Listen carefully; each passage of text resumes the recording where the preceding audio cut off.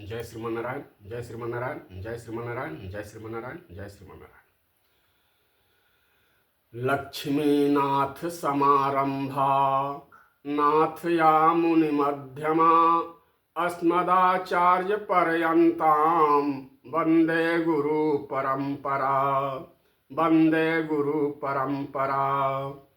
लोकाभिरामं रणरंगधीरं, लोकाभिरामं रणरंगधीरं, राजीवनेत्रं रघुवंशनाथं,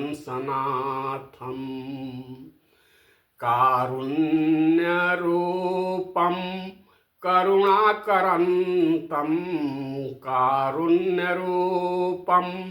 करुणाकरन्तं श्रीरामचन्द्रं शरणं प्रपद्ये, श्रीरामचन्द्रं शरणं प्रपद्ये।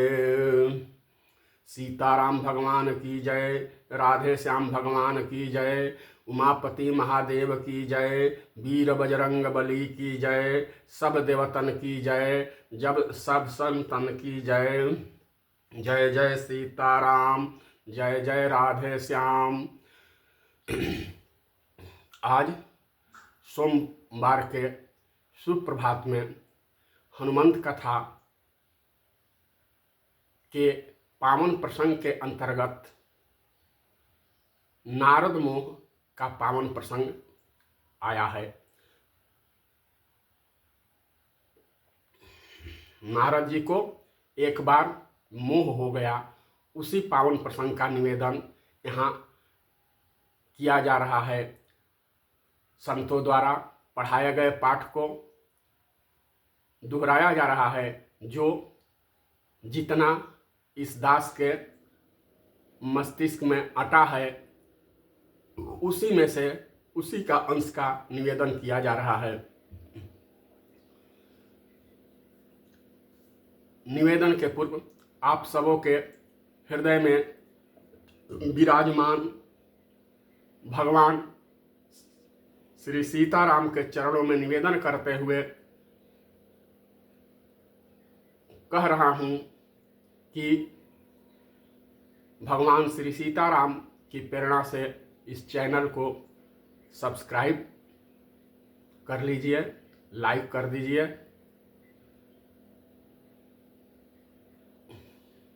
ताकि इस दास को भी कहीं कुछ कहने का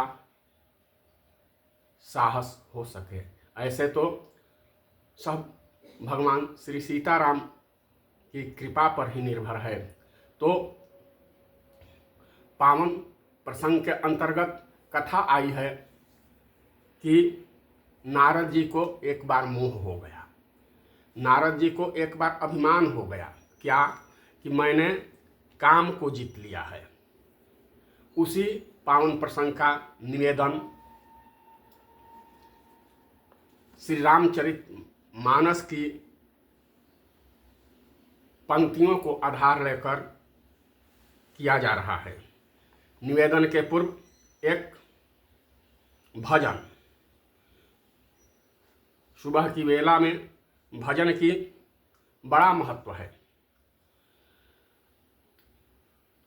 राम राम रटते रटते, राम राम रटते रटते, बीती रे उमरिया, राम राम रटते रटते, बीती रे उमरिया।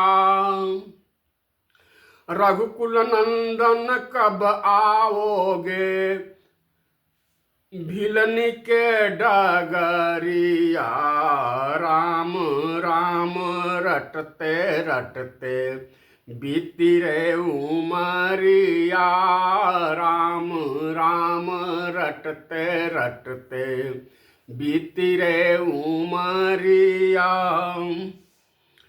राम तुम्हारे दर्शन के हित वन में जीवन गुजारूं रे, राम तुम्हारे दर्शन के हित जीवन में जीवन गुजारूं रे। मैं भिलनी सबरी की जाति भजन भाव न जानू रे। चरण कमल से निर्मल कर दो दासी की झोपड़िया। राम राम रटते रटते बीती रे उमरिया। राम राम रटते रटते बीती रे उमरिया। रोज सवेरे वन में जाकर सुंदर डगर बनाती हूँ। रोज सवेरे वन में जाकर सुंदर डगर बनाती हूँ। अपने प्रभु के खातिर वन से चुन चुन के फल लाती हूँ। अपने प्रभु के खातिर वन से चुन चुन के फल लाती हूँ। मीठे मीठे बैरन की भर लाई मैं टोकरिया। राम राम रटते रटते बीती रे उमरिया। राम राम रटते रटते बीती रे उमरिया। तो काम विजय के बाद नारद जी शिव जी के पास गए और शिव जी ने सत्कार तो किया, आदर तो किया, लेकिन जितना नारद चाहते थे उतना आदर सत्कार नहीं किया। भगवान शंकर द्वारा नारद के उपलब्धि के अनुसार नारद जी सोचते हैं कि मेरी बहुत बड़ी उपलब्धि हुई है, मैंने बहुत बड़ा कीर्तिमान स्थापित किया है, इसलिए मेरा स्वागत सत्कार भी वैसा ही होना चाहिए। लेकिन शिव जी द्वारा ऐसा नहीं हुआ।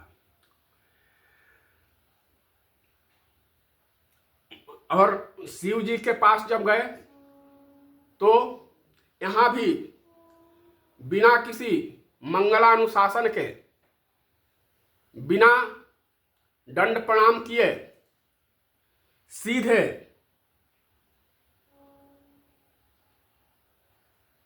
अपनी उपलब्धि को बताए। शिव जी के पास तो गए हैं, भगवान भोलेनाथ के पास गए हैं, विश्वनाथ के पास गए हैं, लेकिन मुद्रा क्या है? जीता काम अहमिति मन माही। मुद्रा यह है, मैंने काम जीत लिया है, मैंने काम पर विजय प्राप्त कर ली है, मैंने क्रोध पर विजय प्राप्त कर ली है। जाते ही क्या? जाते ही कामचरित को सुनाना प्रारंभ कर दिए। शिव जी सोच रहे थे ये रामचरित कहेंगे, लेकिन उन्होंने कामचरित कहा। नारद जी की इस भाव को देखकर शिव जी समझ गए कि नारद जी को अभिमान हो गया है, नारद जी को मोह हो गया है। अति प्रिय जानकर, अत्यंत प्रिय जानकर, नारद मेरा अत्यंत प्रिय है, खूब सिखाए, खूब सिखाए। लेकिन और कहे कि जिस तरह से हमें आपने यह कथा सुनाई, उस तरह की कथा कहीं अन्य मत कहिएगा नारद, उस तरह से कथा कहीं अन्य मत कहिएगा। यहाँ यह भाव यह है कि शिव जी नारद की उपलब्धि को बताने से मना नहीं किए। मानसकार संत शिरोमणि तुलसीदास जी ने स्पष्ट लिखा है क्या? जिमि यह कथा सुनाया हूँ मोही, जिमि यह कथा सुनावहूँ मोही। जिस प्रकार से यह कथा आपने मुझे सुनाई। मतलब अभिमान सहित इस कथा का वर्णन कहीं मत कीजिएगा। नारद जी ने कहा, नारद जी सोच रहे हैं कि भगवान भोलेनाथ को हमसे ईर्षा हो गई है, हमसे जलन हो गई है, क्योंकि काम को तो इन्होंने भी जीत लिया था लेकिन क्रोध को नहीं। मेरी डबल उपलब्धि को देखकर, मेरी ट्रिपल उपलब्धि को देखकर शिव जी को भी मुझसे जलन हो गया है, ईर्षा हो गया है, इसलिए मुझे मना कर रहे हैं। मन ही मन कहे, यदि आप कहते हैं तो मैं नहीं सुनाऊंगा, किसी को नहीं सुनाऊंगा, लेकिन मुझे भगवान को छोड़कर अन्य किसी से मतलब ही नहीं है। शिव जी पुनः बोले, उन्हीं को तो बिल्कुल मत सुनाइएगा। तिमी जन हरि सुनायाहूं कबाहूं, कभी भी मत सुनाइएगा नारद। जिस तरह से मुझे यह कथा सुनाई उस तरह से विष्णु भगवान को कभी मत सुनाइएगा।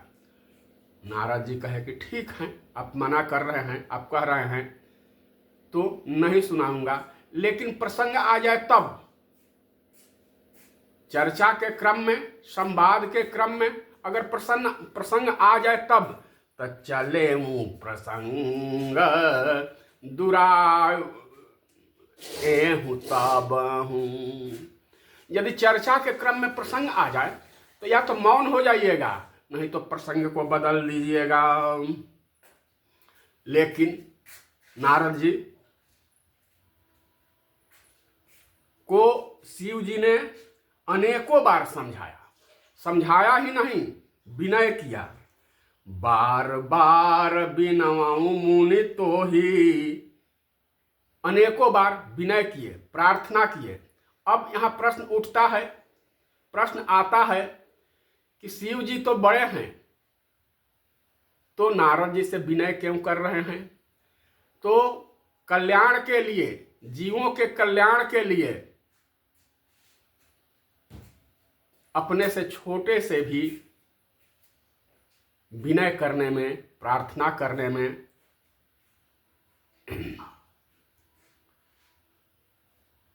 मंगल ही है, भलाई ही है। तो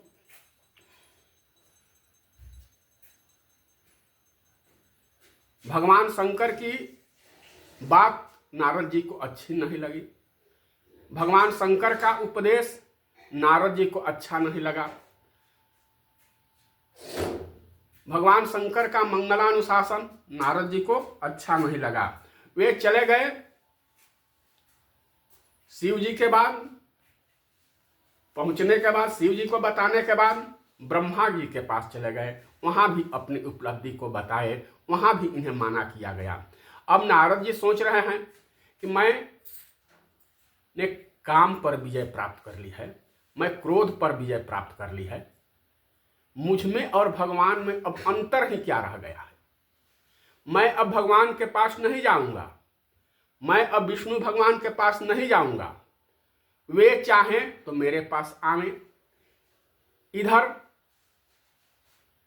लक्ष्मी जी भगवान श्रीमन नारायण से निवेदन कर रही है, नाथ इस समय नारद जी का आना जाना बंद हो गया है, आप उनकी खबर क्यों नहीं लेते हैं?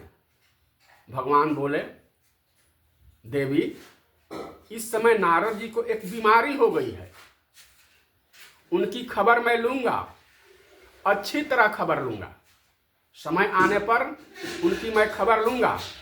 इधर नारद जी सोच रहे हैं कि ऐसे तो मैं भगवान के पास एक बार जाने में क्या बिगड़ता है, एक बार जाकर कम से कम अपनी उपलब्धि का वर्णन तो कर दूं, अपनी कीर्तिमान का वर्णन तो कर दूं कि मैंने क्या उपलब्धि प्राप्त किया है, मैंने क्या कीर्तिमान स्थापित किया है।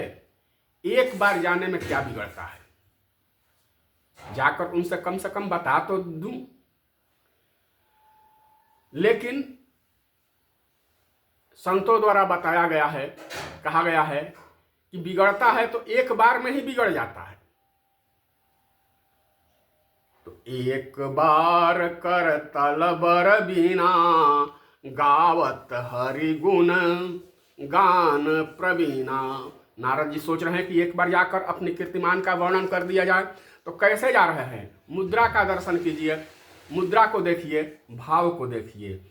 एक बार कर तल बर बीना, गावत हरि गुण गान प्रवीणा। भगवान के भजन गाते जा रहे हैं, भगवान की महिमा का वर्णन करते जा रहे हैं, भगवान की गान करते जा रहे हैं। श्रीमन नारायण नारायण नारायण, लक्ष्मी नारायण नारायण नारायण, श्रीमन नारायण नारायण नारायण, लक्ष्मी नारायण नारायण नारायण। तो गए शिव जी के पास, गाते बजाते नहीं गए थे, लेकिन भगवान श्रीमन नारायण के पास जब नारद जी गए तो गाते बजाते गए। क्यों? क्योंकि भगवान श्रीमन नारायण नारद जी के इष्ट देव हैं। इष्ट देव के पास जाना चाहिए, अपने भगवान के पास जाना चाहिए, तो गाते बजाते भजन करते हुए जाना चाहिए। यह परंपरा है। हम लोग भी अपने भगवान के पास मंदिर में जाते हैं, दर्शन करने के लिए जाते हैं, तो गाते बजाते हुए जाते हैं, प्रसन्न मुद्रा में जाते हैं। तो क्षीर सिंधु गमने मुनिनाथा, जहाँ बस श्रीनिवास श्रुति माथा। कहाँ गए? वैकुंठ धाम गए? यह भी तो भगवान विष्णु भगवान का निवास स्थान है? नहीं। साकेत धाम गए? नहीं। गोलोक धाम गए? नहीं। क्षीर सिंधु गमने मुनिनाथा, क्षीर सिंधु गए। कौन गए? नारद जी गए? नहीं। मुनि गए? नहीं। मुनिनाथा गए। जब हम भगवान के पास जाते हैं तो हमारा उत्थान निश्चित हो जाता है, हमारी पद प्रतिष्ठा जरूर बढ़ जाती है। तो क्षीर सिंधु गमने मुनिनाथा, और वहां गए जहां बस श्रीनिवास श्रुति माथा, जहां लक्ष्मी जी के साथ लक्ष्मी नारायण भगवान का निवास होता है। अब यहाँ भगवान का अद्भुत व्यंग देखिए। इस पूरे प्रसंग में नारद जी का दोष कहीं दिखाई नहीं देता है। यहाँ तो यह इसमें भी भगवान की कौतुक की ही प्रधानता अनुभव होती है। अब यहाँ भगवान नारद जी आए हैं, तो नारद जी पहले जब आते थे तो चरणों में प्रणाम निवेदन करते थे। आज भी प्रणाम निवेदन करना चाह रहे हैं, लेकिन भगवान का व्यंग देखिए। हरसि मिले उठी रामानिकेता, हरसि मिले उठी रामानिकेता। जैसे ही नारद जी भगवान श्रीमन नारायण के चरणों में प्रणाम करना चाहे, प्रणाम करने की कोशिश किए, भगवान श्रीमन नारायण ने गले से लगा लिया, उठ करके गले से लगा लिया। यह भगवान का व्यंग है। पहला व्यंग यह है। अब संत लोग, विद्वान लोग इस पर बड़ा ही रसमय आनंद लेते हैं। हरसि मिले उठी रामानिकेता, हर्षित होकर मिले, प्रसन्न होकर मिले, खुश होकर मिले। क्यों?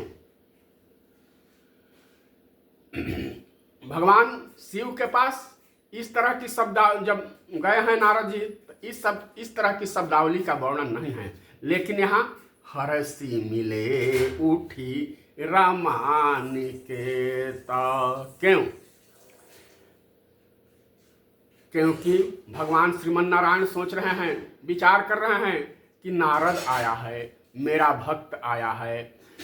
भगवान के दर्शन के बाद भक्त को प्रसन्नता होती है, भगवान की दर्शन के बाद भक्त को आनंद होता है, और भगवान को भी भक्त के दर्शन के बाद प्रसन्नता होती है, भगवान को भी भक्त के दर्शन के बाद आनंद होता है, भगवान को भी भक्त की दर्शन के बाद हर्ष होता है। अतः हरसि मिले उठी रामानिकेता। दूसरा भाव यह है कि भगवान जानते हैं कि मेरा भक्त नारद ने कीर्तिमान स्थापित किया है, मेरा भक्त नारद ने बहुत बड़ी उपलब्धि प्राप्त की है, तो अपने भक्त की उपलब्धि को देखकर भगवान प्रसन्न होते हैं, अपने संतान की उपलब्धि को देखकर माता पिता प्रसन्न होते हैं, लहलहाते खेत खलिहान को देखकर किसान प्रसन्न होते हैं। उसी तरह भगवान भी अपने भक्त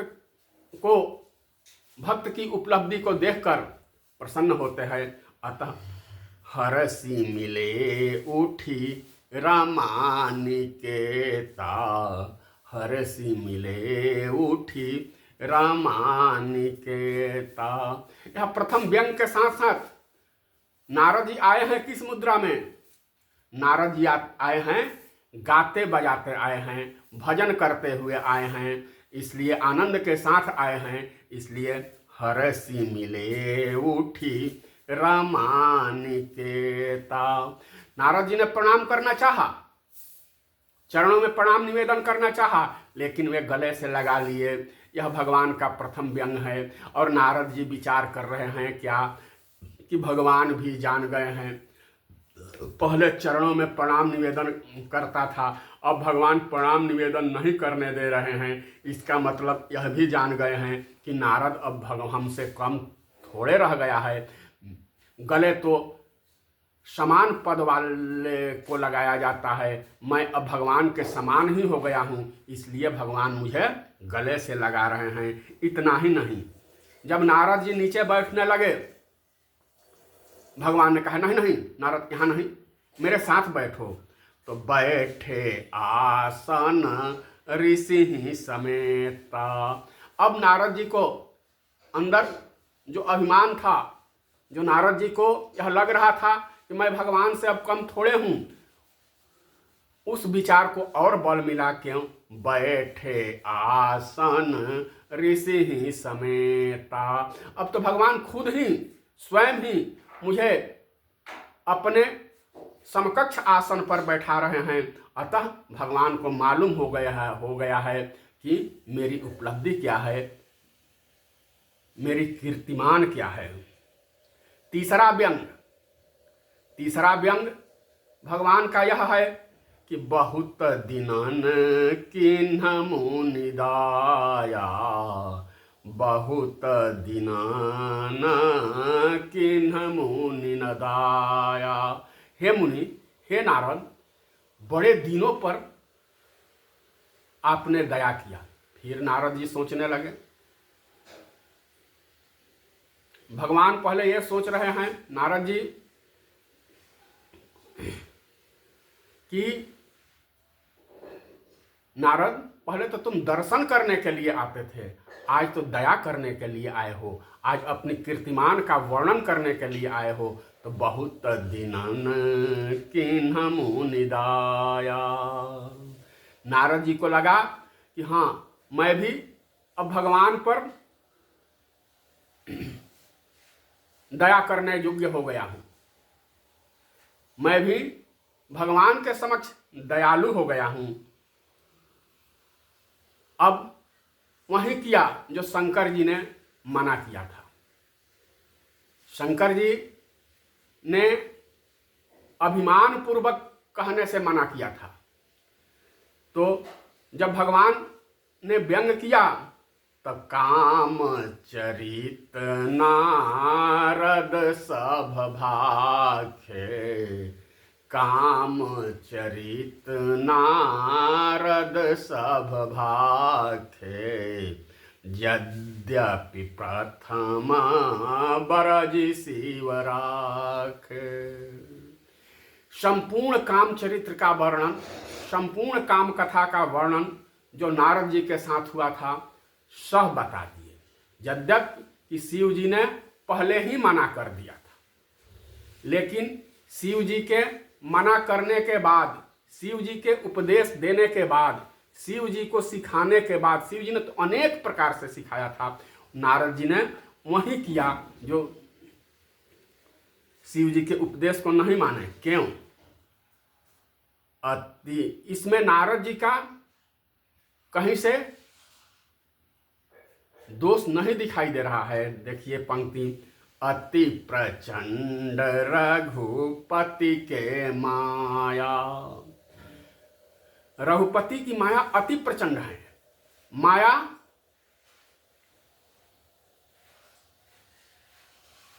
तीन तरह की होती है, चंड, प्रचंड और अति प्रचंड। देवताओं की माया चंड होती हैं, शिव और ब्रह्मा की माया प्रचंड होती हैं, लेकिन रघुपति की माया अति प्रचंड। रघुपति के माया जेहि न मोह अस को जग जाया। इतनी प्रचंड है, इतनी प्रचंड है कि संत शिरोमणि तुलसीदास जी कहते हैं कि भगवान श्री हरि के माया की प्रचंडता के आगे, भगवान श्री हरि के अति प्रचंड माया के आगे किसको मोह नहीं हुआ। इस दुनिया में ऐसा कौन सा व्यक्ति है, इस दुनिया में ऐसा कौन सा जीव है, इस दुनिया में ऐसा कौन देव है जिसको श्री हरि की माया ने, मोह ने प्रभावित नहीं किया। भगवान और नारद में जो संवाद हो रहा है, नारद के संवाद को सुनकर अंदर से तो भगवान का रुख बदन है, लेकिन ऊपर से मृदु वाणी, मधुर वाणी, माधुर्यमय वाणी में बोल रहे हैं कि नारद, तुम्हारे सुमिरन से, तुम्हारे स्मरण से ही काम, क्रोध और मोह मिट जाता है। नारद जी भी सोच रहे हैं कि अब तक तो भगवान विष्णु के स्मरण से मिटता था, अब हमारे स्मरण से मिटने लगा, मुझ में और भगवान में अब लगता है कि थोड़ी भी कमी नहीं रह गई है। भगवान विष्णु भगवान नारद के अभिमान को और बढ़ा रहे हैं, और बढ़ा रहे हैं उनकी प्रशंसा करके। बहुत प्रशंसा किए। सुनु मुनि मोह होई मानता के, ज्ञान विराग हृदय नहीं जाके। ब्रह्मचर्य व्रत रतमति धीरा, तुम्हि की करई मनोभव पीरा। नारद कहें सहित अभिमाना। हे नारद, आपके स्मरण से काम, क्रोध, मोह, लोभ समाप्त हो जाता है। आप जैसे प्रपन्न व्यक्ति को, आप जैसे संत को, आप जैसे अखंड ब्रह्मचारी को काम क्या पीड़ा दे सकता है। अपनी उपलब्धि का वर्णन, अपनी कीर्तिमान का वर्णन नारद ने अभिमान पूर्वक कहा, और जब भगवान उनकी प्रशंसा करने लगे, भगवान उनकी प्रशंसा करने लगे, उनकी बड़ाई करने लगे, तब नारद जी ने कहा, कृपा तुम्हार सकल भगवाना। ऊपर से कह रहे हैं कि सब आपकी कृपा है प्रभु। अब भगवान सोच रहे हैं कि नारद के मन में अभिमान हो गया है, अभिमान अभी अंकुरित हो रहा है।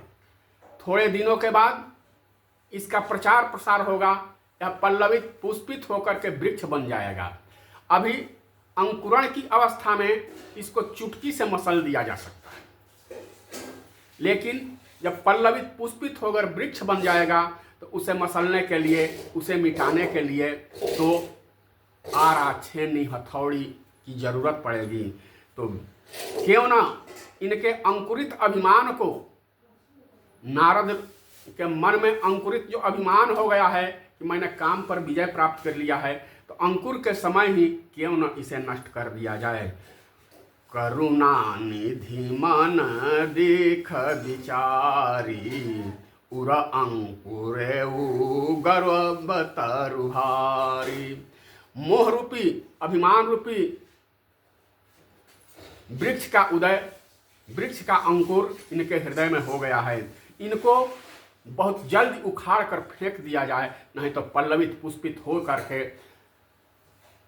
इस होने के बाद इसको उखाड़ने में, इसको नष्ट करने में देर लग सकती है, बिगड़ सकती है।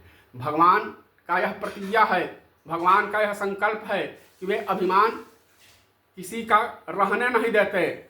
औरों के अभिमान को तो थोड़े देर के लिए पेंडिंग में डाल देते हैं, लेकिन भक्तों के अभिमान को का पेंडिंग में नहीं डालते हैं, तुरंत उखाड़ देते हैं, तुरंत नष्ट कर देते हैं। क्यों? क्योंकि हरदम भक्तन ऊपर प्रभु जी के नजरिया घूमेला। हरदम भक्तन ऊपर प्रभु जी के नजरिया घूमेला।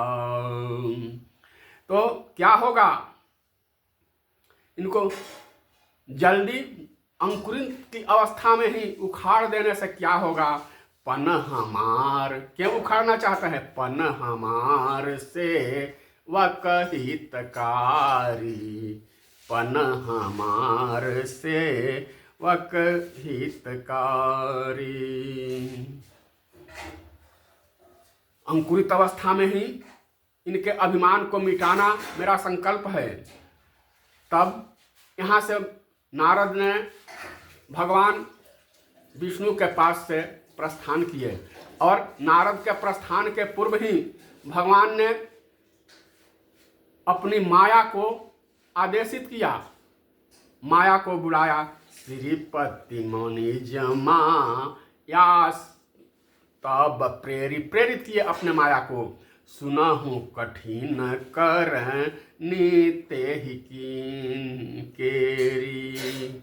अब नारद जी जा रहे हैं, नारद जी जिस मार्ग से आए थे उसी मार्ग से जा रहे हैं, लेकिन क्या देखते हैं? देखते हैं क्या? रास्ते में एक बहुत सुंदर, बहुत विशाल, बहुत भव्य, बहुत दिव्य नगर। उस नगर का विस्तार 7 योजन में था, और श्रीनिवास पुरते अधिक रचना विविध प्रकार। अभी तो वे श्रीनिवासपुर से आए थे,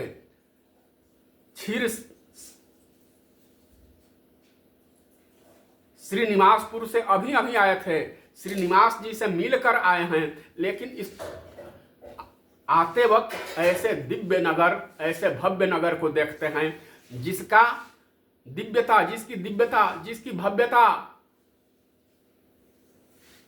श्रीनिवासपुर से भी अधिक है। सोच में पड़ जाते हैं, मोह में पड़ जाते हैं कि अभी गया था, यह नगर तो था नहीं। अब इसकी भव्यता श्रीनिवासपुर से अधिक क्यों? तो यह नगर जो था नकली था। नकली चीजों की चमत्कार तो असली से ज्यादा होती ही हैं, क्योंकि वह नकली है। अब देखा तो संत हैं, मुनि हैं, चले जाते नगर देखने की। उनकी उत्कंठा हो गई, वहां के नर नारियों से मिलने लगे, वहां के लोगों से मिलने लगे। और वहां के नर नारी कैसे थे? मन जनु बहुमन सीत जरति तनुधारी, जनु बहुमन सीज। वहां के नर नारी भी इतने सुंदर है, इतने दिव्य है, इतने अनूप है, मानो रति और कामदेव ही अपने संपूर्ण सौंदर्य को लेकर वहां मानव रूप में आ गए हैं। बोले किसी से पूछे कि यह कौन सा नगर है, कौन सा राज्य है, लोगों ने बताया यह सीलनिधिपुर राज्य है। मानस में नगर के नाम का वर्णन तो नहीं आया है, लेकिन शिव पुराण में सीलनिधिपुर का उल्लेख है। और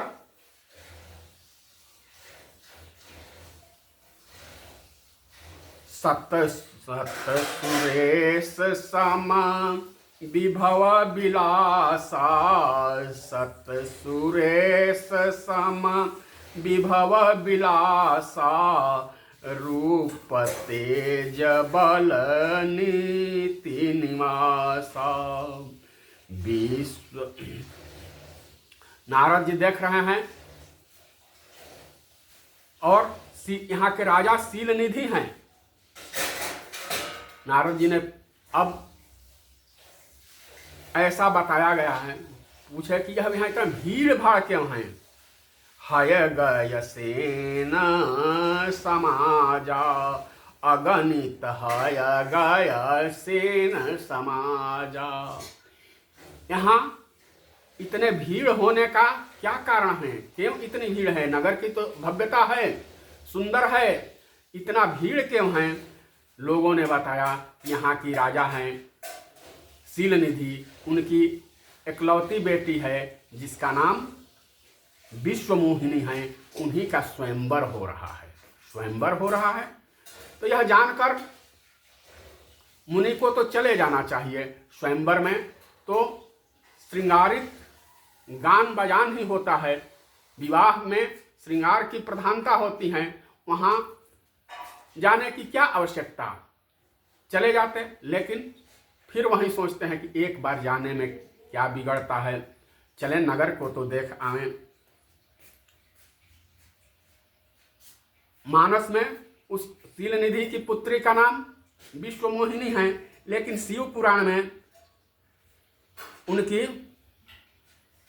उनका नाम श्रीमती है।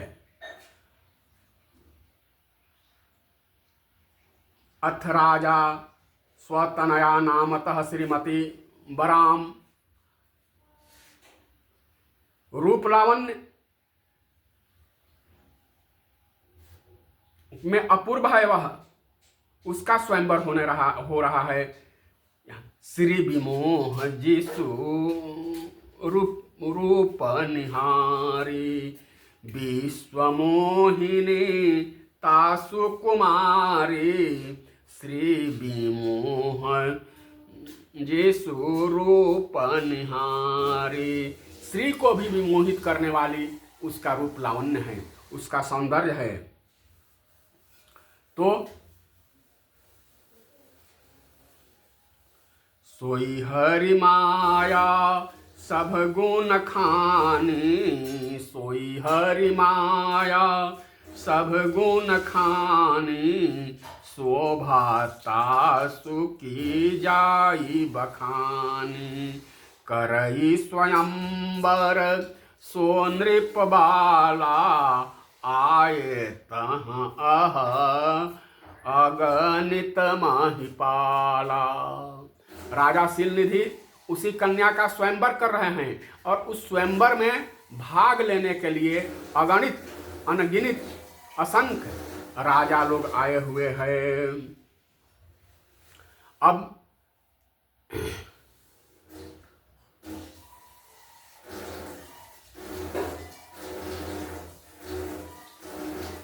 आगे का प्रसंग का निवेदन अगले सत्र में करने का प्रयास होगा। तब तक के लिए जय जय सीताराम, जय राधे श्याम भगवान। सीताराम भगवान की जय, राधे श्याम भगवान की जय, उमापति महादेव की जय, वीर बजरंग बली की जय, सब देवतन की जय, सब संतन की जय, सब भक्तन की जय। जय जय सीताराम, जय श्रीमन नारायण, जय श्रीमन नारायण, जय श्रीमन नारायण।